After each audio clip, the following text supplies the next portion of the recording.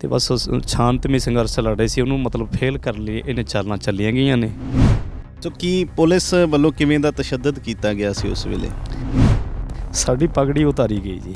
ਸਾਰੇ ਕਿਸਾਨ ਭਰਾ ਮਤਲਬ ਜਿਹੜੇ ਸੀਗੇ ਲੰਘਣ ਜਾਂਦੇ ਸੀ, ਉਹ ਟ੍ਰੈਫਿਕ ਨੂੰ ਅਸੀਂ ਮਤਲਬ ਲਗਾ ਰਹੇ ਸੀਗੇ, ਉੱਥੇ ਰੋਕੇ ਸੀਗੇ ਵੀ ਸ਼ਾਂਤਮਈ ਦਾ ਪ੍ਰਗਟਾਵਾ ਦੇ ਰਹੇ ਨੇ ਇਹ।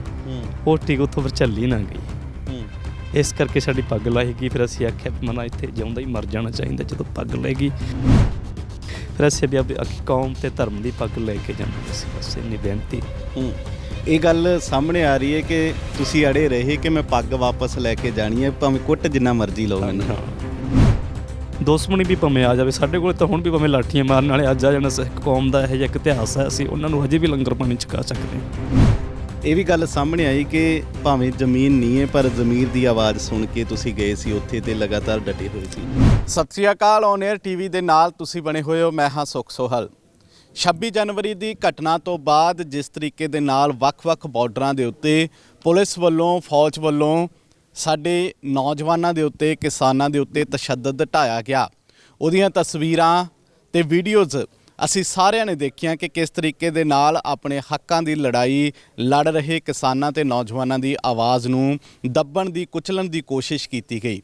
ਤੇ ਇਸੇ ਦੌਰਾਨ ਇੱਕ ਤਸਵੀਰ ਜਿਨਨੇ ਪੂਰੀ ਦੁਨੀਆ ਦਾ ਧਿਆਨ ਆਪਣੇ ਵੱਲ ਖਿੱਚਿਆ, ਉਹ ਤਸਵੀਰ ਸੀ ਪਿਛਲੇ 2 ਮਹੀਨੇ ਤੋਂ ਸਿੰਘੂ ਬਾਰਡਰ ਦੇ ਉੱਤੇ ਸੇਵਾ ਕਰ ਰਹੇ, ਆਪਣੇ ਹੱਕਾਂ ਦੇ ਲਈ ਲੜ ਰਹੇ, ਪਿੰਡ ਧਨੇਰ ਦੇ ਨਾਲ ਸੰਬੰਧ ਰੱਖਣ ਵਾਲੇ, ਪਿੰਡ ਪੰਧੇਰ ਦੇ ਨਾਲ ਸੰਬੰਧ ਰੱਖਣ ਵਾਲੇ ਨੌਜਵਾਨ ਜੱਗੀ ਦੀ।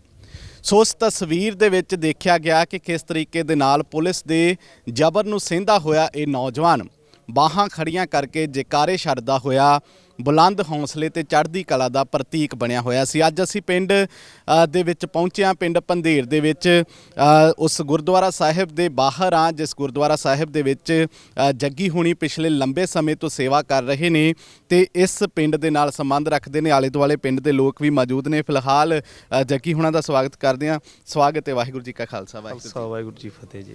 ਸੋ ਉਸ ਵੇਲੇ ਜਿਹੜੀ ਘਟਨਾ ਹੋਈ, ਜਿਸ ਤਰੀਕੇ ਦੇ ਨਾਲ ਪੁਲਿਸ ਵੱਲੋਂ ਤਸ਼ੱਦਦ ਢਾਇਆ ਗਿਆ ਤੁਹਾਡੇ ਤੇ, ਅਸੀਂ ਤਸਵੀਰਾਂ ਦੇਖੀਆਂ, ਵੀਡੀਓਜ਼ ਦੇਖੀਆਂ, ਕੀ ਗੱਲ ਕੀ ਹੋਈ ਸੀ ਉਸ ਵੇਲੇ? ਕਿਉਂ ਜਿਹੜਾ ਤੁਹਾਨੂੰ ਨਿਸ਼ਾਨਾ ਬਣਾਇਆ ਗਿਆ ਉੱਥੇ?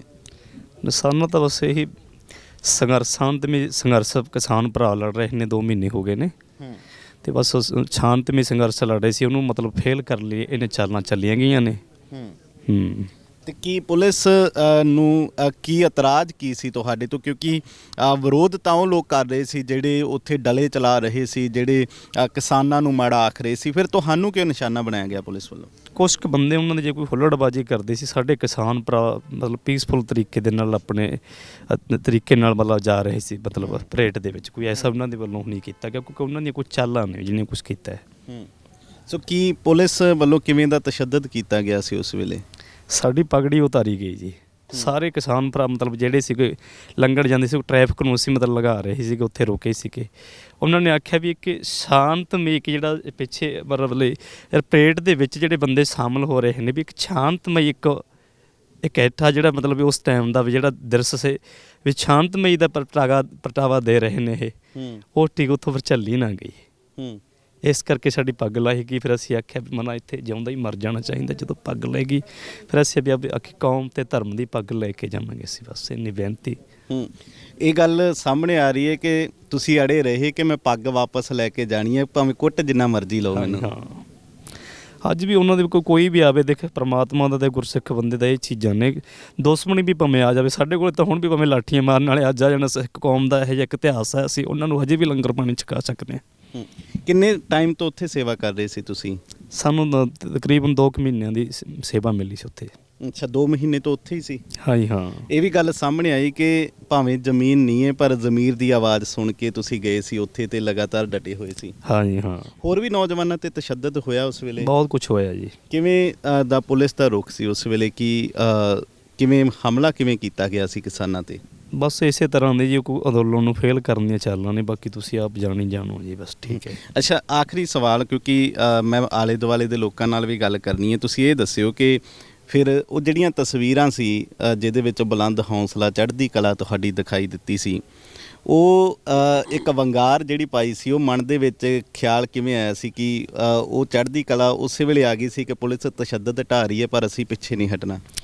ਜਿੱਥੇ ਕੋਈ ਵੀ ਨਾ ਹੋਵੇ ਉਸ ਵਕਤ ਤਾਂ ਦੇਖਦੇ ਜਿਵੇਂ ਕਹਦੀ ਕੋਈ ਵੈਰੀ ਦੁਸ਼ਮਣ ਖੜਾ ਸੀ ਉਸ ਵਕਤ ਤੇ ਬਸ ਉੱਥੇ ਵਕਤ ਮੈਨੂੰ ਜਿਹੜਾ ਕੋਈ ਦਰਸ ਉਸ ਟਾਈਮ ਦਾ ਮਿਲਿਆ ਮੈਨੂੰ ਗੁਰੂ ਤੇ ਗੁਰੂ ਦੀ ਸੰਗਤਾਂ ਦੇ ਸੀ ਦਰਸ਼ਨ ਕਰਨੇ ਸੀਗੇ।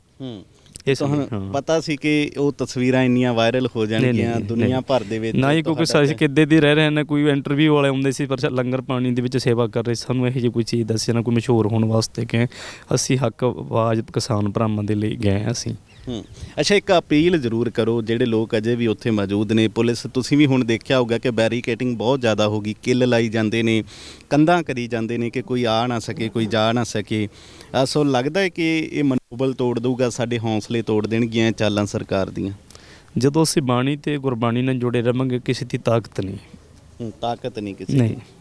ਸੋ ਬਿਲਕੁਲ ਜੱਗੀ ਹੁਣੀ ਅਸੀਂ ਦੇਖਿਆ ਕਿ ਇੱਥੇ ਮੌਜੂਦ ਨੇ, ਹੁਣ ਪਿੰਡ ਆਏ ਹੋਏ ਨੇ ਤੇ ਅਜੇ ਵੀ ਲਗਾਤਾਰ ਜਿਹੜੇ ਲੋਕ ਨੇ ਵੱਖ-ਵੱਖ ਇਲਾਕਿਆਂ ਤੋਂ ਆ ਕੇ ਸਨਮਾਨ ਕਰ ਰਹੇ ਨੇ ਕਿ ਕਿਸ ਤਰੀਕੇ ਦੇ ਨਾਲ ਇਹਨਾਂ ਨੇ ਜ਼ਬਰਦਸਤ ਸਾਹਮਣਾ ਕੀਤਾ। ਇਸ ਸਾਈਡ ਵੀ ਸਾਡੇ ਕੁਝ ਪਤਵੰਤੇ ਸੱਜਣ ਨੇ ਜਿਨ੍ਹਾਂ ਵੱਲੋਂ ਹੌਸਲਾ ਅਫਜ਼ਾਈ ਜਿਹੜੀ ਹੈ ਕੀਤੀ ਗਈ। ਇੱਥੇ ਹੋਰ ਵੀ ਜਿਹੜੇ ਸੱਜਣ ਨੇ ਉਹ ਪਹੁੰਚੇ ਨੇ ਸਨਮਾਨ ਕਰਨ ਦੇ ਲਈ। ਸੋ ਲਗਾਤਾਰ ਦੱਸਿਆ ਜਾ ਰਿਹਾ ਹੈ ਜਿਹੜੇ ਬਜ਼ੁਰਗ ਨੇ ਇੱਥੇ ਗੁਰਦੁਆਰਾ ਸਾਹਿਬ ਦੇ ਪ੍ਰਧਾਨ ਸਾਹਿਬ, ਅਸੀਂ ਗੱਲ ਵੀ ਕਰਾਂਗੇ ਕਿ ਲਗਾਤਾਰ ਜੱਗੀ ਹੋਣਾ ਦਾ ਹੌਸਲਾ ਅਫਜ਼ਾਈ ਕਰਨ ਦੇ ਲਈ ਦੁਨੀਆ ਭਰ ਤੋਂ ਲੋਕ ਪਹੁੰਚ ਰਹੇ ਨੇ। ਜਿਹੜੇ ਬਾਹਰ ਬੈਠੇ ਹੋਏ ਨੇ ਉਹ ਆਪ ਤਾਂ ਨਹੀਂ ਆ ਸਕਦੇ ਪਰ ਉਹਨਾਂ ਵੱਲੋਂ ਇੱਥੇ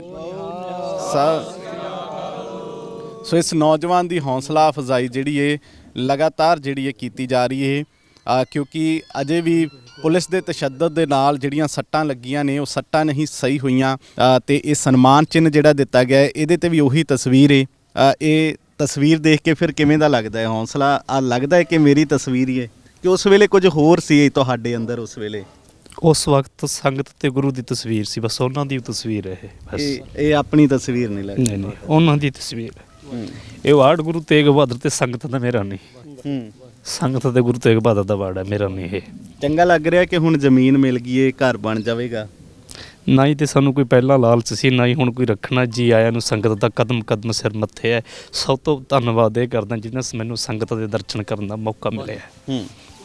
ਸੋ ਬਿਲਕੁਲ ਹਰ ਤਰੀਕੇ ਦਾ ਸਹਿਯੋਗ ਇਸ ਵੇਲੇ ਜਗਸੀਰ ਸਿੰਘ ਹੋਣਾ ਨੂੰ ਦਿੱਤਾ ਜਾ ਰਿਹਾ ਹੈ ਤੇ ਪਰ ਅਜੇ ਵੀ ਇਹੀ ਕਹਿਣਾ ਹੈ ਕਿ ਪਹਿਲਾਂ ਨਾ ਲਾਲਚ ਸੀ ਤੇ ਨਾ ਹੁਣ ਲਾਲਚ ਹੈ। ਜ਼ਮੀਰ ਦੀ ਜਿਹੜੀ ਲੜਾਈ ਹੈ ਉਹ ਲਗਾਤਾਰ ਜਾਰੀ ਰਹੇਗੀ। ਤੁਸੀਂ ਦੇਖਿਆ ਹੋਵੇਗਾ ਸਿੰਘੂ ਕੁੰਡਲੀ ਗਾਜੀਪੁਰ ਬਾਰਡਰ ਦੇ ਉੱਤੇ ਅਜੇ ਵੀ ਕਿਸਾਨਾਂ ਨੇ ਉਸੇ ਹੀ ਹੌਸਲੇ ਜਜ਼ਬੇ ਦੇ ਨਾਲ ਇਸ ਲੜਾਈ ਨੂੰ ਲੜਨ ਨੂੰ ਜਾਰੀ ਰੱਖਣ ਦੀ ਗੱਲ ਆਖੀ ਹੈ, ਜਿਸ ਹੌਸਲੇ ਜਜ਼ਬੇ ਦੇ ਨਾਲ ਪਿਛਲੇ 2-2.5 ਮਹੀਨਿਆਂ ਤੋਂ ਕਿਸਾਨ ਲੜ ਰਹੇ ਨੇ। ਬਹੁਤ ਕੁਝ ਹੋਇਆ ਪਿਛਲੇ 1 ਹਫ਼ਤਿਆਂ ਦੇ ਦੌਰਾਨ ਪਰ ਚੰਗੀ ਗੱਲ ਇਹ ਕਿ ਲੋਕ ਅਜੇ ਵੀ ਉੱਥੇ ਚੜ੍ਹਦੀ ਕਲਾ ਦੇ ਵਿੱਚ ਨੇ। ਸੰਘਰਸ਼ ਉਸੇ ਤਰੀਕੇ ਦੇ ਨਾਲ ਚੱਲ ਰਿਹਾ ਹੈ, ਬਲਕਿ ਹੋਰ ਹੌਸਲੇ ਤੇ ਜਜ਼ਬੇ ਦੇ ਨਾਲ ਚੱਲ ਰਿਹਾ ਹੈ ਤੇ ਅਜੇ ਵੀ ਉੱਥੇ ਮੌਜੂਦ ਲੋਕਾਂ ਦਾ ਇਹੀ ਕਹਿਣਾ ਹੈ ਕਿ ਵਾਪਸ ਉਦੋਂ ਮੁੜਾਂਗੇ ਜਦੋਂ ਇਹ ਕਾਨੂੰਨ ਰੱਦ ਹੋਣਗੇ, ਜਿੱਤ ਕੇ ਹੀ ਘਰ ਵਾਪਸੀ ਹੋਵੇਗੀ। ਇਸ ਤੋਂ ਬਿਨਾਂ ਅਸੀਂ ਘਰ ਵਾਪਸੀ ਨਹੀਂ ਕਰਾਂਗੇ। ਸਹਿਯੋਗੀ ਕਮਲ ਦੇ ਨਾਲ ਮੈਂ ਸੁਖ ਸੋਹਲ, ਔਨ ਏਅਰ TV।